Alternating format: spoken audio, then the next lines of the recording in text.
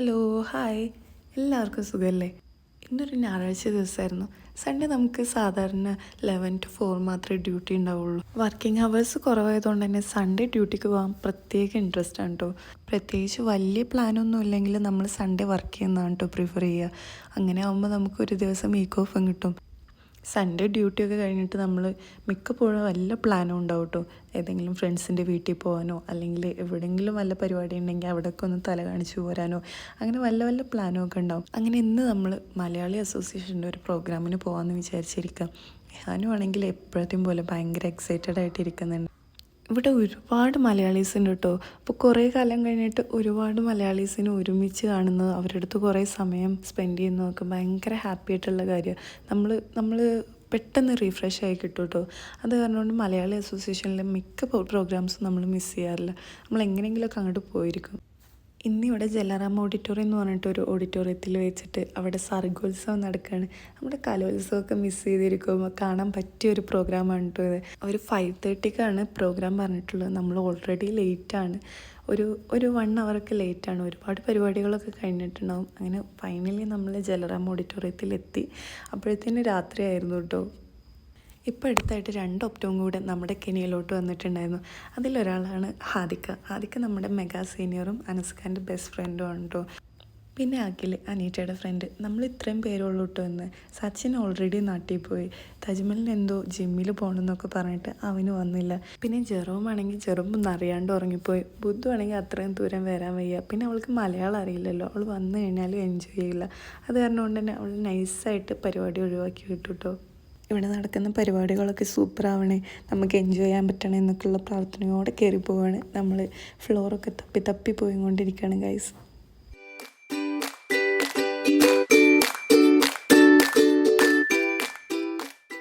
അങ്ങനെ നമ്മൾ എപ്പോഴത്തേയും പോലെ ലാസ്റ്റ് കോർണറിൽ ഒരു കംഫർട്ടബിളായിട്ടുള്ള സീറ്റിൽ പോയിരുന്നു കേട്ടോ. ഇവിടെ ഇത്രയും ടാലൻറ്റഡ് ആയിട്ടുള്ള ചേച്ചിമാരും ചേട്ടന്മാരും അനിയന്മാരും അനിയത്തിമാരൊക്കെ ഉണ്ട് എന്നുള്ളത് ഇന്നാണ് കേട്ടോ നമ്മൾ അറിഞ്ഞത്.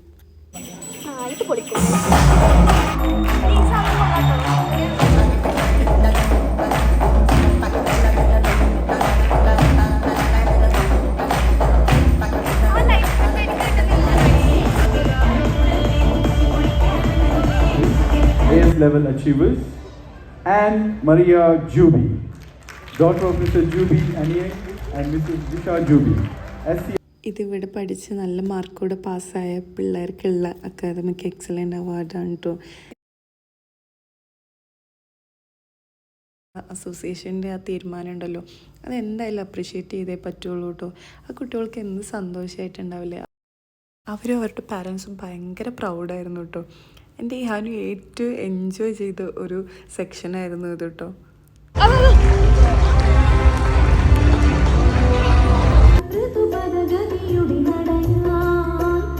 എൻ്റെ മകൻ്റെ കട്ടിലിൻ്റെ താഴെ ഈ പായ വിരിച്ചിട്ടാ ഞാൻ എന്നും കിടക്കാറ്.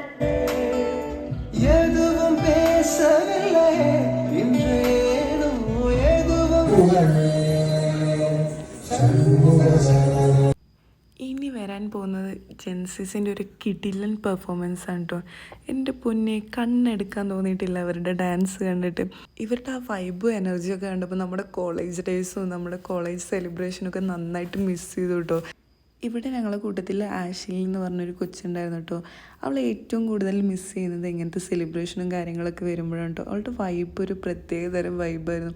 അവളിപ്പോൾ ഇവിടെ ഉണ്ടായിരുന്നെങ്കിൽ ഞങ്ങളുടെ ആ ഡാൻസിൻ്റെ കൂടെ തുള്ളി കളിച്ചാണ്. അതേപോലെ തന്നെ സച്ചിനെ അവളൊക്കെ ഒരുപാട് മിസ് ചെയ്യുന്നുണ്ട് ഇത് കാണുമ്പോൾ.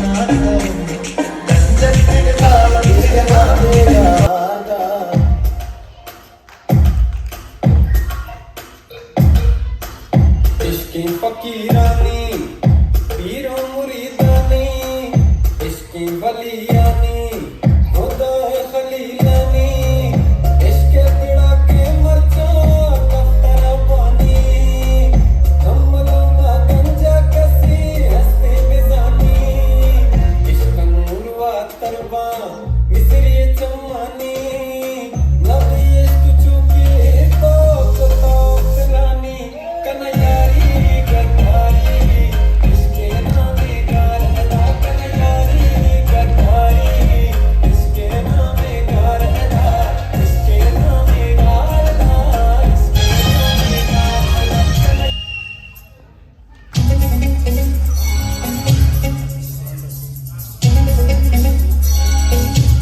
चुरा के दिल मेरा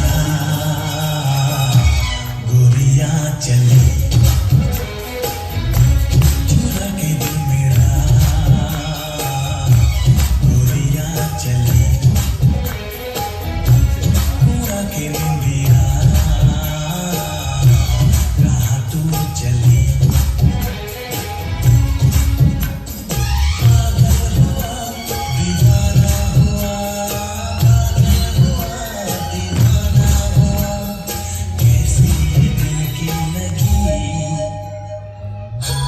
चुरा के दिल तेरा